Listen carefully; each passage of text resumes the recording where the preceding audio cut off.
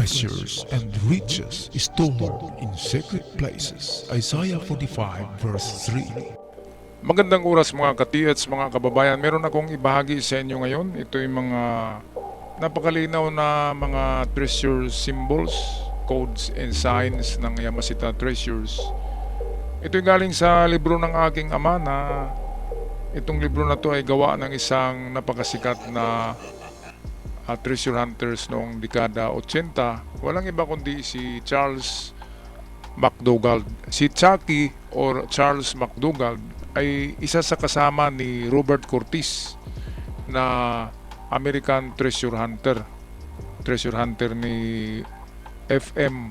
Marcos noong 1970s. Si Robert Curtis at itong si Charles McDougald ay kasama rin ito ni Robert Curtis na tinagurian ng kanilang grupo kasi apat sila na Amerikano, yung iba hindi ko na nakilala yun, ay tinatawag ang kanilang grupo na The Liber Group.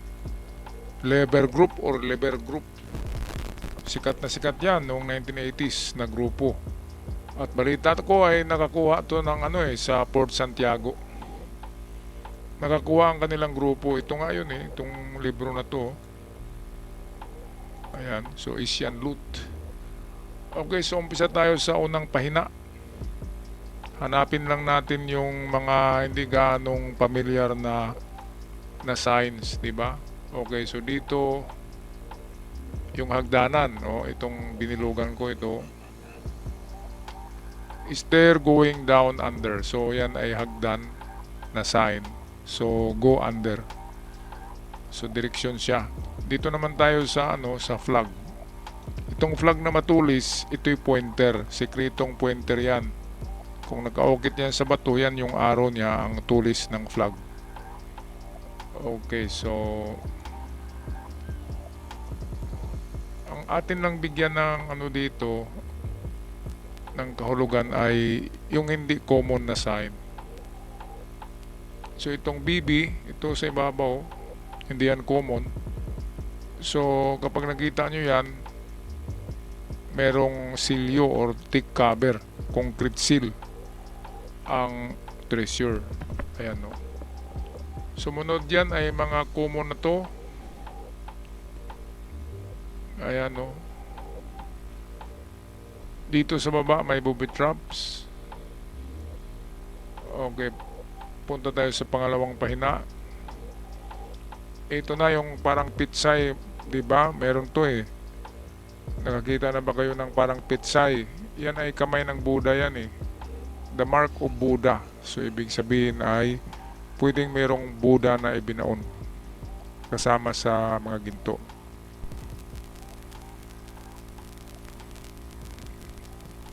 So dito sa baba, tingnan nyo tong hindi ito common Itong merong number 6 sa gitna ito. Treasure of no description. Yan yung ibinaon ng mga sundalo na hindi nila alam kung ano yung laman. No description. Pinaon lang nila. Kaya nilagyan lang nila ng ganitong sign para matandaan nila. Pero hindi nila alam ang laman. So no description.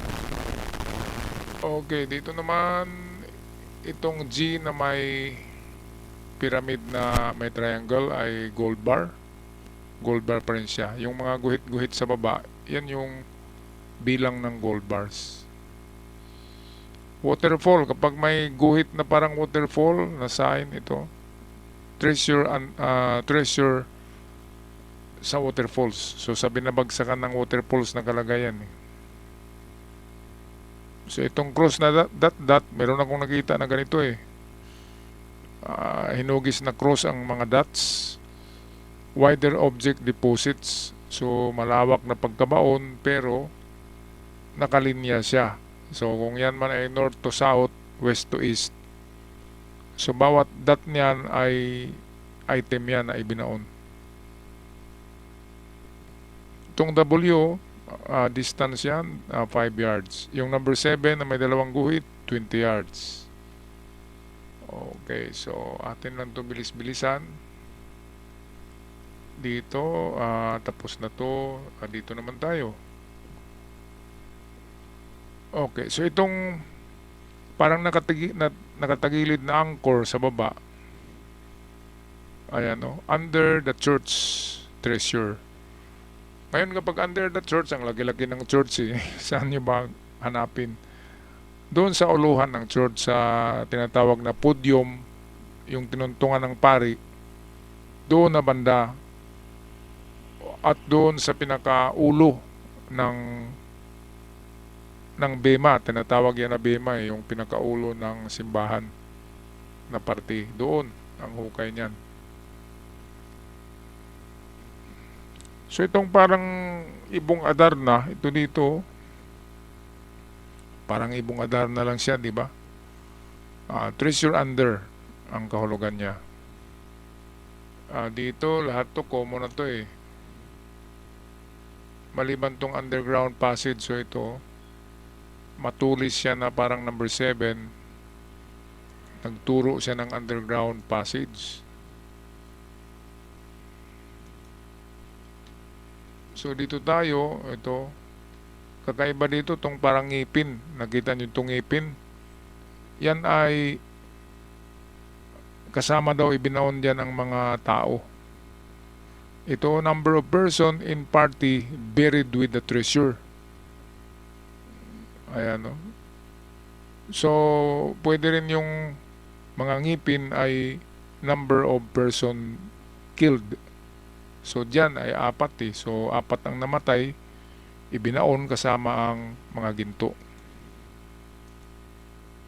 Ay wag nyo nang hukain kung mayroong mga patay. Baka bulin pa kayo sa bahay. Baka sasama. Okay, dito naman, common na ito. Palagi natin itong palagi nating na-decode yan. So patuloy tayo dito. Ito mga booby traps oh. Merong sign of death, yung parang zigzag. Itong big tree na sign sa baba, itong pinakababa oh, ay halos kapareho siya ng big bump. Ito sa itaas oh. Yung letter T na may cross ay big bump yan. Yung letter T naman na mahaba yung cross sa gitna, yan ay treasure in the big tree. So doon hanapin sa big tree. Kaya daw, ingat kayo sa dalawang T na ito. Magkapareho ang konti lang ang diferensya, pero ang isa ay bumba. Okay, ito sa ibabaw, common na mga bumba yan na signs. Dito tayo. Common na rin to, maliban dito sa espada. Ang espada ay arrow yan, ay pointer yan. So sundan lang ang tulis ng espada. Kung mahabang espada, malayo yan. O dito naman tayo. Itong glittering sign, so kapag mga ganyan ay precious stones or diamonds. Pero kapag malaki yung bilog and then meron siyang mga glitters, pwede ring bomba. Ayan, kaya daw. Itong mga letter C na magkaharap oh. Meron ako nito eh na vlog noon. Change of direction. So kung mayroong arrow na binigay, tapos nandito yung 4 na C, letter C, kapag may arrow, wag sundan yung arrow, change direction. So kung mag-change direction na mayroong arrow, sa opposite direction ka pupunta. Yun, talagang napakahirap ng code ng Hapon. Okay, common. Common ito na sign. Itong flower big size bomb. Ito, bomba siya kapag ang flower ay napaloob sa isang circle. Ayan sinirkulan siya. And then, kapag 16 petals na flower, hindi yan bomba. Kapag 16 petals, yan yung silyo ni Hirohito, ni Emperor Hirohito. Ang bulaklak na yan ay chrysanthemum. Chrysanthemum with 16 petals means Emperor Treasure Seal. So, silyo yan ang kayamanan ng Emperor. So, yan ay napakalaking halagang treasure kasi sa Emperor kapag may bulaklak na 16 petals. So, palaging tandaan mga kababayan, 16 petals. Okay, tapos na tayo dito. Patuloy tayo. Dito naman ay itong pointing to treasure, itong binulugan ko. Napakagulo niyan, parang ano siya, parang separated treasures. Meron kasing 3 arrow. So ang sundan dito ay ang arrow na marami. Ilan bang nakaturo papuntang east? 2, di ba? 3 pa, meron pa sa itaas ito. At isa lang yung nakaturo ng norte. So pangpagulo lang yung norte, sundan yung maraming arrow. So pointing to treasures. Magulo nga siya, mga kababayan. Okay, so last page. Ito na yan. Ano bang hindi common dito? Itong big na merong arrow sa parang legs or parang binti niya sa paa. So kapag ganito na of course big deposit to na sign. Kapag merong ganito and may arrow siya sa kaliwang binti, susundan lang yung arrow, yun yung tinuturo.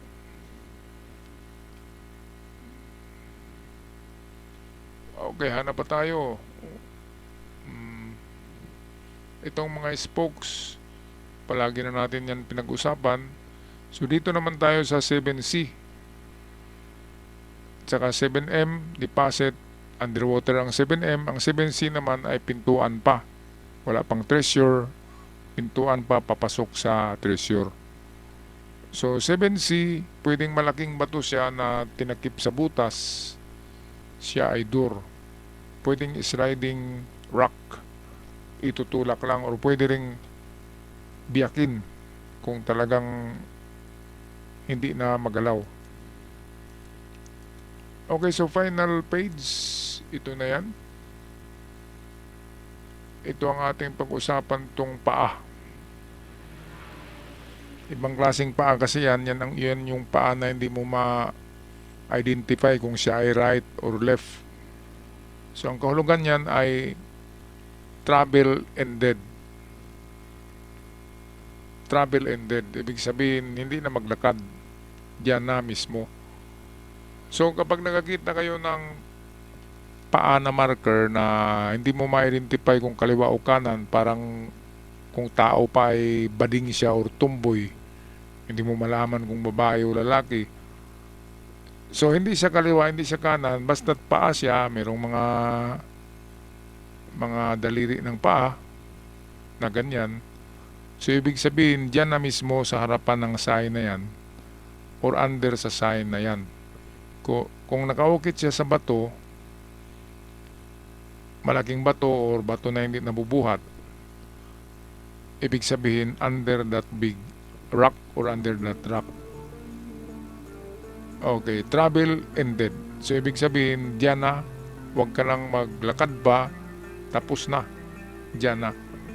So yan, mga katiyats, ang aking may bahagi sa inyo, kuha natin mismo sa original na libro ni Charles McDougall na itago ng aking ama, which is akin din inalagaan na hindi masira ang libro para may pamana pa natin sa kung sino man na ating bigyan kung ayaw na nating mag-treasurehan. Alright, ako magpaalam na. Maraming salamat sa nag-subscribe. Palaging tulong sa ating channel at sa aking mga avid followers. Maraming salamat sa palaging pagsubaybay sa ating mga episodes. Hanggang sa muli, paalam at ingat ang lahat.